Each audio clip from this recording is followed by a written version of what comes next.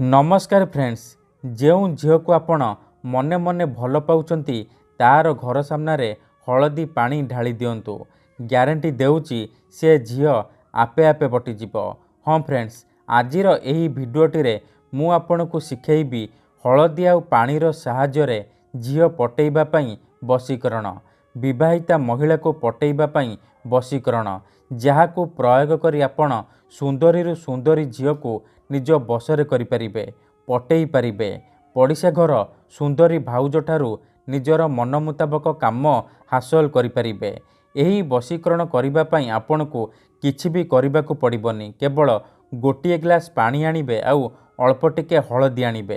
तापरे मु आपण को किछि प्रयोग विधि शिखेइबी। आपण सेही प्रयोग विधि को ठीक भाबरे करिबे।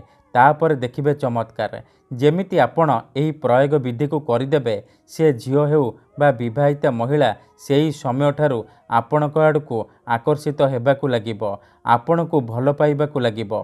आपण को न देखि गोटे मुहूर्त भी रही परिबनी। आज्ञा हाँ, हलदी आउ पानीर एही वशीकरण प्रचंड महाशक्तिशाली वशीकरण। एहार प्रयोग केबे भी खाली जाएनी। तेणु मोर आपण मानकु अनुरोध कि एही वशीकरण को आपण भाविचिंती प्रयोग करिबे।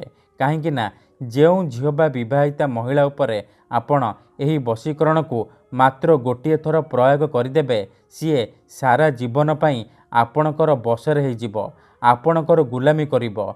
आपण ताकू जहा कहिबे, जेमिति कहिबे सीए करिबो, कोनोसी प्रकार बाधा देब नाही। एही वशीकरण सबुठारु सहज घरेई वशीकरण आमर तंत्र शास्त्ररू मु आज आपणक पई नै आसीची।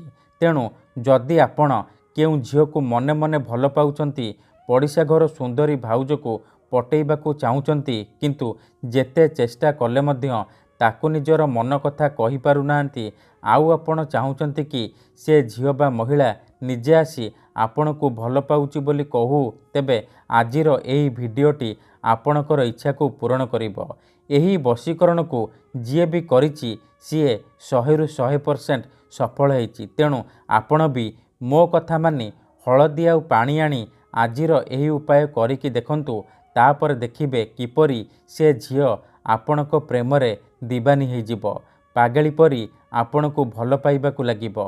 जो विवाहिता महिला को आपण दिन राति भाबुचंती, तार सुंदरता को देखि ताड़ को आकर्षित हेउचंती, से महिला निजे आपण को फोन करी घर को डाकिबो, आपणकर सबु इच्छा पूर्ण करिबो। तेबे एही वशीकरण विधि आपण किपरि करिबे, केमिति करिबे, एहार प्रयोग विधि कौन, मु आपण को शिखेइबी। संपूर्ण प्रयोग विधि ठीक भाबरे शिखेइबी। जानिबा पई मोर आपण मानकु अनुरोध कि आपण भिडियोटी को मूलरू शेष पर्यंत पूरा ध्यान सहित देखिबे।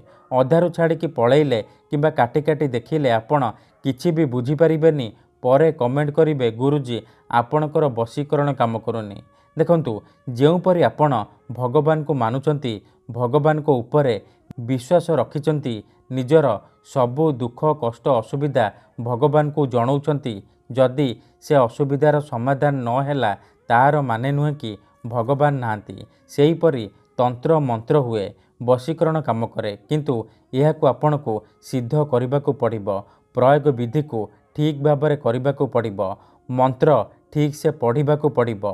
तेबे जाई मु आपण को ग्यारंटी देउची आपण 100% सफल हेबे। जदि गोटिए थररे सफल हेई पारु नांती, द्वितीय थर चेष्टा करंतु, निहाती भाबे सफल हेबे। ठीक अछि, तेबे चालंतु जानिबा एही वशीकरण विधि को आपण किपरि करिबे।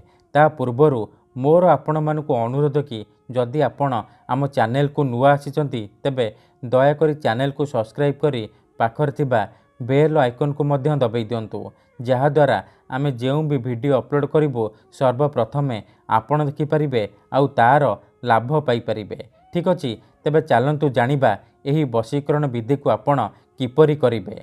मने रखंतु, एही वशीकरण विधि को आपण केवल मंगलवार किंबा शनिवार दिन करिपारिबे। राति रे सोइबा पूर्वरु करिबे।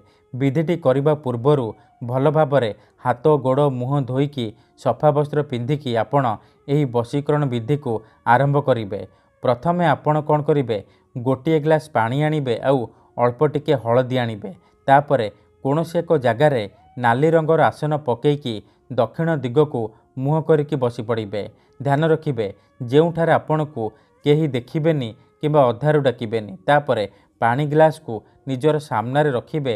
ଆଉ ଯେଉଁ ହଳଦୀ ଆଣିଛନ୍ତି ସେଇ ହଳଦୀରୁ ଗୋଟିଏ ଚୁଟକି ହଳଦୀ ଆପଣ ହାତରେ ଏହିପରି ଧରିବେ। ତାପରେ ଆଖି ବନ୍ଦ କରିକି ସେଇ ଝିଅ ବା ନାରୀକୁ ମନେ ମନେ ଭାବିବେ।